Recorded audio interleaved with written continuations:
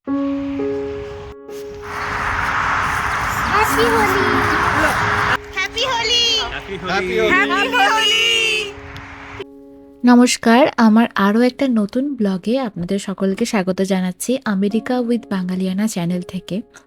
আজকে হচ্ছে রবিবার, আর আজকে দেখছি চারিদিকটায় নতুন নতুন পাতা আসতে শুরু করেছে গাছগুলোতে। বসন্ত তো এখানে শুরু হয়ে গেছে অলমোস্ট, আর এই গাছটাতে দেখুন লাল লাল ফুল ফুটতে শুরু করেছে। তাই আজকে সকাল থেকে একটু চাপের আছে, কারণ আজকে আমরা হোলি সেলিব্রেট করব। তাই সকাল থেকে তাড়াহুড়ো করে এই 3 রকমের রান্না আমি একসাথে চাপিয়ে দিয়েছি, যাতে দেরি না হয়। আর আমার ওই টুকটুক করে একটা একটা করে রান্না করতে ভালো লাগে না, একসাথে 3টে হয়ে যাবে, তাতে ইজিও হবে কাজটা, তাড়াতাড়ি হয়ে যাবে জিনিসটা। সেজন্য আমি 3টে রান্না একসাথে চাপিয়ে দিয়েছি। 3টে পাত্রেই তাই আমি এখন তেল দিয়ে দিলাম। আর ফার্স্টে ওই বড় পাত্রটাতে আমি গরম মশলা ফোড়ন দিয়ে মাংসটা ম্যারিনেট করে রেখেছিলাম, চিকেনটা সেখানে দিয়ে দিলাম। ব্যাস, এবার ওখানে আর বেশি ঝামেলা নেই, ওইটা ওইদিকে আস্তে আস্তে হতে থাকুক। এবার আমি এখানে চিংড়ি মাছগুলোকেও ম্যারিনেট করে রেখেছিলাম নুন আর একটু হলুদ দিয়ে। এবার এগুলোকেও আমি এখানে একটা একটা করে ভাজতে দিয়ে দিচ্ছি। ছুটির দিন মানেই তো একটু খাওয়া দাওয়ার তোড়জোড়, তার উপরে আবার আজকে হোলি। আর তাছাড়া আমার একসাথে এরকম 2-3টে রান্না করে রেখে দিতে ইচ্ছা করে, বারবার ওই রান্না করতে ভালো লাগে না। তাই সেজন্য আমি 3টে রান্না একসাথে চাপিয়ে দিয়েছি।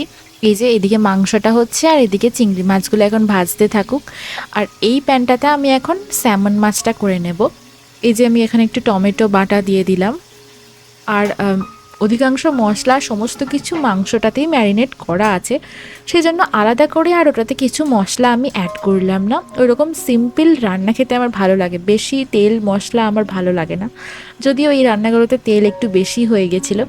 এদিকে আমার এখানে চিংড়ি মাছগুলো ভাজা হয়ে গেছে, আমি এবার চিংড়ি মাছের কারিটা চাপিয়ে দেব, তারপরে এই প্যানটাতে যাব, নাহলে 3টেতে আবার হুড়োচাপা হয়ে যাবে জিনিসটা।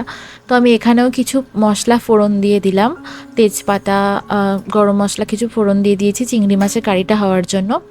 এরপরে পেঁয়াজ আর লঙ্কা একটা পেস্ট বানিয়ে রেখেছিলাম, সেই পেস্টটা এবার এটাতে অ্যাড করে দিলাম। এখানে আবার দেখছি কিছু পেঁয়াজ ঠিক মতো বাটাও হয়নি, গোটা গোটা রয়ে গেছিলো। তো যাই হোক, তেলে দিলে তো সব কিছুই ভাজা হয়ে যাবে। এরপর আমি এটাকে কমিয়ে দিয়ে আস্তে আস্তে এটাকে নাড়াচাড়া করতে থাকলাম।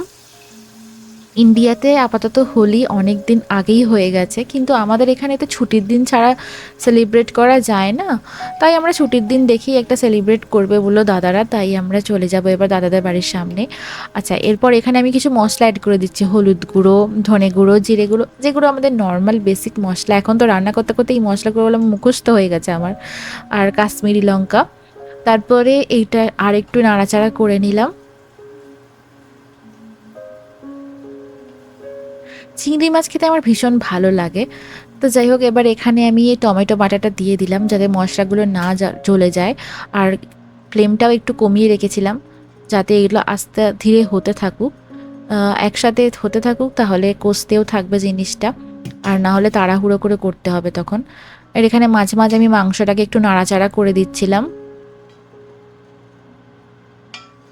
এবার আমি কিছুটা পার্সলে পাতা আর ধনে পাতা বেটে রেখেছিলাম, সেই পেস্টটা এখানে এবার 2 চামচ মতন একটু অ্যাড করে দিলাম, বাকিটা দেবো লাস্টে। তারপরে একটু নাড়াচাড়া করে দিলাম। এটা দিলে ফ্লেভারটা খুব সুন্দর আসে, দেখেছি খেতে ভালো টেস্ট হয়, একটু টক টক টাইপের। তো আমার ভালো লাগে সেটা খেতে। এবার এখানে এই যে স্যামন মাছটাও ভাজতে দিয়ে দিচ্ছি। আমার মাছ ভাজতে ভীষণই ভয় লাগে, সেজন্য আমি দূর থেকে খুন্তি করেই দিচ্ছিলাম, কারণ তেল ছিটকায় আর অনেক ফোসকা পড়ে যায়। তো আমার ওই জিনিসটাকে একটু ভয় লাগে, আমি যতটা সম্ভব অ্যাভয়েড করারই চেষ্টা করি। তাই এখানে এই যে এখন এগুলো ভাজতে দিয়ে দিচ্ছি আস্তে আস্তে দূর থেকে। আপনারা যারা যারা আমার ভিডিওটা দেখছেন, তারাও কি প্রথম প্রথম যখন বিয়ে হয়েছিল রান্না করতে গিয়ে এরকম ভয় পেতেন? অবশ্যই কমেন্ট করে জানাবেন, আমারও জানতে ইচ্ছা করে। আমার বিয়ে হয়েছে জাস্ট 1 বছর হলো, আর এখানে আমেরিকায় আসার পরই মেন আমি রান্না শুরু করেছি। বাড়িতে ইন্ডিয়াতে থাকতে আমি কোনো দিনও রান্নাঘরের দিকে যাইনি। তো যাই হোক, এখানে এসে মোটামুটি রান্না শিখেই গেছি প্রায় অলমোস্ট। আর একটা বেসিক জিনিস শিখে গেছি, সেটা হচ্ছে সব রান্নাতেই ওই একই মশলা লাগে, হলুদ গুঁড়ো, ধনে গুঁড়ো, জিরে গুঁড়ো, কাশ্মীরি লঙ্কা, নুন, হলুদ, ব্যাস এইটুকু আইডিয়া, একটা বেসিক আইডিয়া হয়ে গেছে আর কি এতদিন রান্না করতে করতে। তো যাই হোক, মাছগুলো এখানে দেখছি ধরে যাচ্ছে। তারপর আবার ফায়ার অ্যালার্ম বাজতে শুরু করেছে। আমি দেখাচ্ছি কি অবস্থা হয়েছিল আজকে।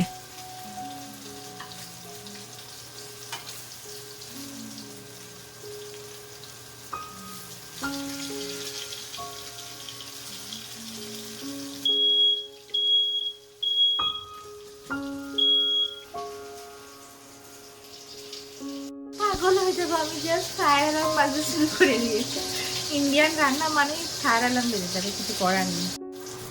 একটু ধোঁয়া হয়েছে কি হয়নি, ফায়ার অ্যালার্ম বাজতে শুরু করে দিয়েছে। আর তখন হাজব্যান্ডও বাড়িতে ছিল না, রবিবার হলেও তাকে অফিস যেতে হয়েছিল 2-3 ঘন্টার জন্য। তো তাই আমি আবার কি করব, ফায়ার অ্যালার্মের সামনে আবার ঝাউ করে দরজা জানলা সব কিছু খুলে ঘরটাকে ক্লিয়ার করলাম যাতে বন্ধ হয় ফায়ার অ্যালার্মটা। এখানে তাড়াহুড়ো করছিলাম এত, তাই এরকম হয়ে গেছে।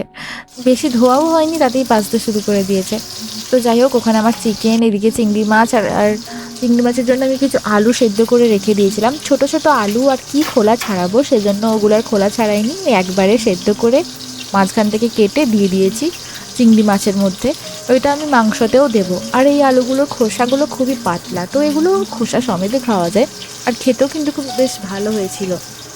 আমি বুঝতে পারলাম না যে কীভাবে চিংড়ি মাছটা খেতে এত ভালো হয়েছিল। ব্লগটা তো পরে ছাড়ছি, এগুলো তো আমরা টেস্ট করা হয়ে গেছে ধরুন, এখন তো এডিট করছি বসে বসে।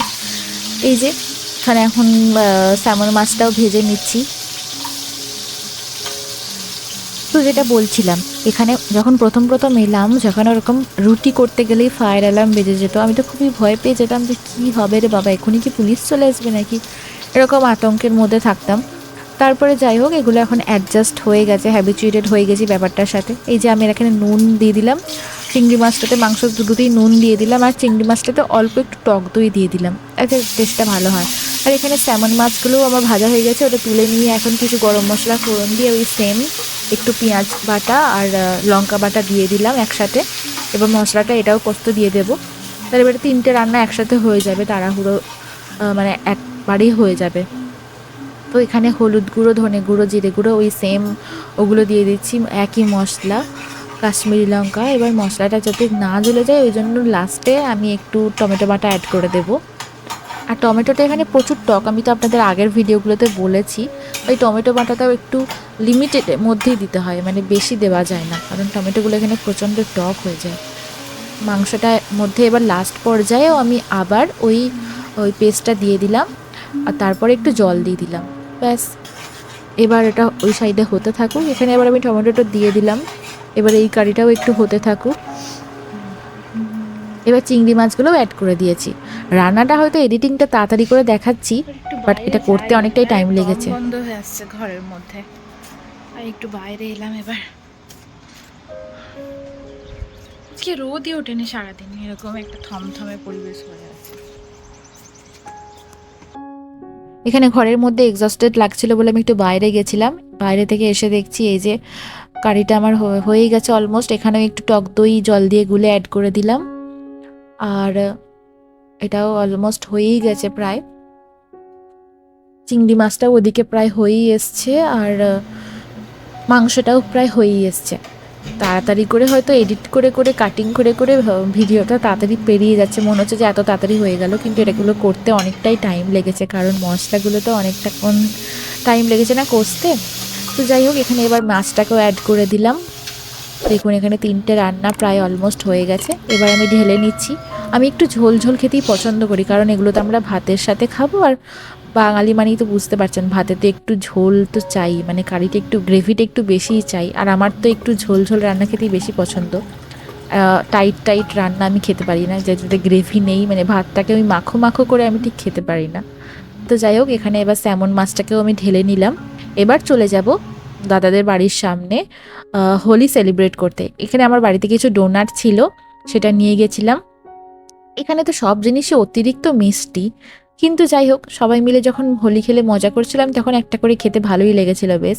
এখানে দাদাদের কাছে রং ছিল, আমাদের তো এবারে প্রথম বছর, আমরা এবারে রং খুঁজে পাইনি, তাই আমরা এবারে রং নিয়ে যেতে পারিনি। দাদাদের রং দিয়েই আমরা হোলিটা খেললাম। তো সবাই মিলে এবার আমরা হোলিটা এনজয় করছিলাম, সেটা আপনারা রিয়েল ভয়েসটাই শেয়ার করছি, দেখতে থাকুন।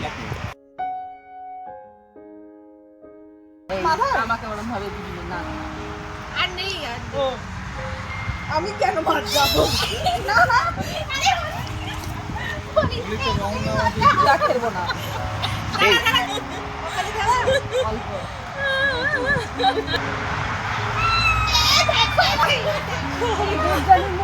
কৃষ্ণকালী টাইপের হয়ে গেছে হ্যাঁ লাল একদিকে কালো মেশালে ভালো লাগবে না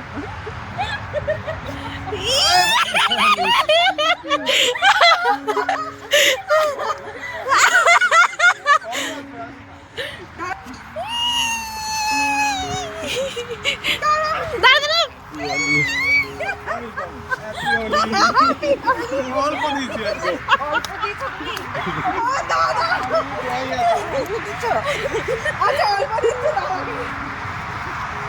দাদাকে দেখি হ্যাপি হোলি দুটো কালার যা দু সাইডে দেখা যায় কত দিয়ে দিয়েছে দেখো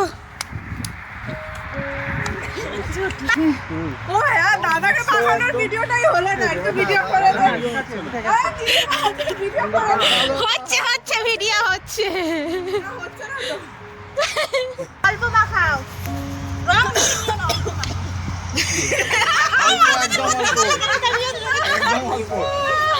আজকের ভিডিওটা তাহলে এখানেই শেষ করছি। সবাই ভালো থাকবেন, সুস্থ থাকবেন, আর যদি ভালো লেগে থাকে সাবস্ক্রাইব করে পাশে থাকবেন। টাটা।